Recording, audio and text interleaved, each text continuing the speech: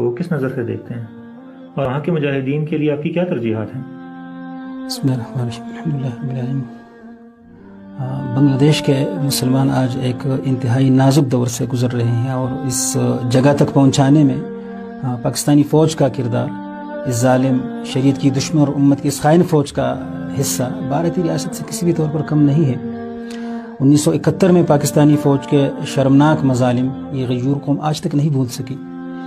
یہ قوم اسلام کی خاطر پاکستان کا حصہ بنی تھی، مگر اسلام دشمن پاکستانی فوج کے کرتوتوں اور مظالم نے انہیں پاکستان سے جدا کر دیا۔ بھارت نے اس سے فائدہ اٹھانا تھا اور خوب فائدہ اٹھایا۔ نتیجتاً بنگلہ دیش کی ریاست مکمل طور پر بھارت کی غلام بن گئی ہے۔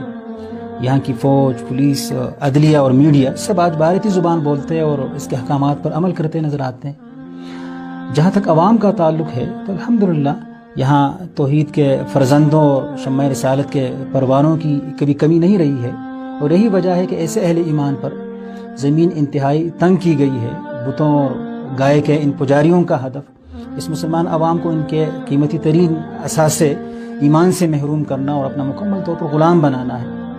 افسوس کہ آج بنگلہ دیش میں چور، لٹیرے، بدتینت، لادینوں اور ملحدین کو تو عزت اور اکرام سے نوازا جا رہا ہے، جبکہ اہل دین کو قوم، ملک بلکہ انسانیت تک کا دشمن بتا کر ان پر مظالم کیے جاتے ہیں اور ان کی تضحیق کی جاتی ہے۔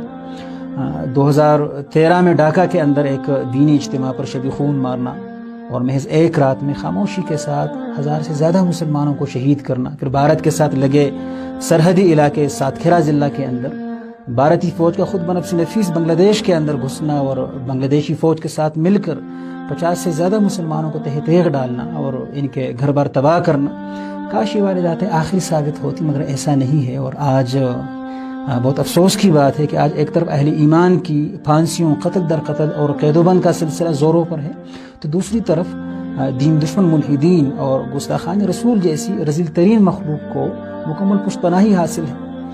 غرض طویل عرصہ سے بنگلہ دیش کے مسلمانوں پر ایک جنگ مسلط ہے جو در حقیقت سیکولرزم کے روپ میں مشرک ہندوؤں کی اسلام اور مسلمانوں کے خلاف جنگ ہے۔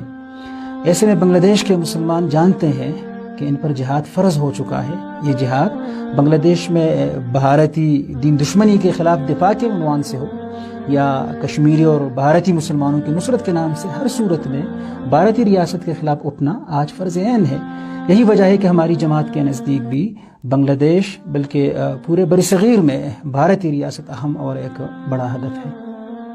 آپ یہاں بنگلہ دیش میں موجود جماعت سے وابستہ بھائیوں کے نام کوئی پیغام دینا چاہیں گے؟ بسم اللہ الرحمن الرحیم، الحمد للہ رب العالمین۔ میں بنگلہ دیش کے اپنے انتہائی محبوب اور بہادر اور مجاہد بھائیوں سے گزارش کروں گا کہ بنگلہ دیش کے مسلمانوں کو جہاد کی اس عبادت کی طرف بلانے اور غزوہ ہند کی اس عظیم تحریک کو یہاں کھڑا کرنے کے لیے اللہ نے آپ کا انتخاب کیا ہے۔ بنگلہ دیش کے مسلمانوں کے دین اور دنیا کی حفاظت آپ پر فرض ہے، اور اس فرض کی ادائیگی میں اپنی قوم کو انتہائی دلسوزی کے ساتھ اپنے ساتھ شانہ بشانہ کھڑا کیجیے۔ اس میں آپ کامیاب ہوئے تو بنگلہ دیش میں بھی آپ اسلام اور اہل اسلام کی مدد کر سکیں گے، اور کشمیر سے برما تک بلکہ پورے برصغیر کے مظلوموں کے سینے بھی آپ ٹھنڈے کر دیں گے۔ آپ اپنے ہتھیاروں کا رخ مشرک، نجس اور ظالم بھارتی ریاست کی طرف رکھیے، جو ڈھاکہ اور ساتکھیرا سے لے کر کشمیر اور احمد آباد بلکہ پورے برصغیر کے اہل ایمان کا دشمن اور مجرم ہے۔ اس مشرک اور خسیس دشمن کے خلاف آپ آگے بڑھیے، اور اگر آپ کے اس راستے میں کوئی رکاوٹ بنتا ہے تو پھر آپ بھی انہیں اپنے عمل سے یہ پیغام دیجیے کہ آپ اپنے جہاد، اپنی تحریک اور اپنی دعوت کا دفاع بھی خوب جانتے ہیں۔ اللہ آپ کی نصرت فرمائے اور آپ کے ذریعے برصغیر میں توحید اور جہاد کا یہ مبارک